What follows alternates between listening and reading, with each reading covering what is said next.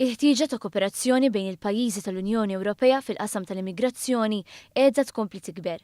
Dan anke fid-dawl tal-aħħar influss ta' migranti fl-Italja li daħlu wara li tħallew fuq bastiment abbandunat.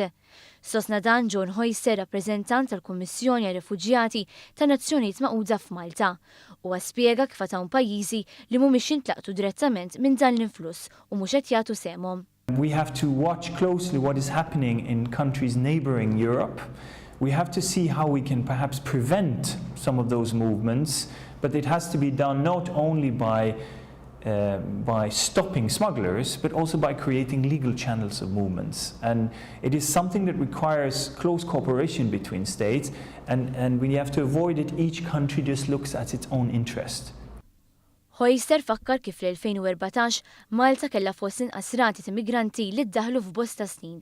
Iżda bil-mod kif żviluppaw fl-aħħar jiem, każ wieħed hija fidawwar kollox. It could well happen that a cargo vessel with refugees on board might well find itself in the Maltese search and rescue zone, which is a very large area in the Mediterranean, and that could well lead to Malta having to intervene in such a case and having to bring then people to this country, to receive people, to register people, to provide asylum for those who require it, etc. Fatturi se jwaslu biex jikber l-influss immigranti hemm il-konflitti bla waqfin fil-Libja u s-Sirja.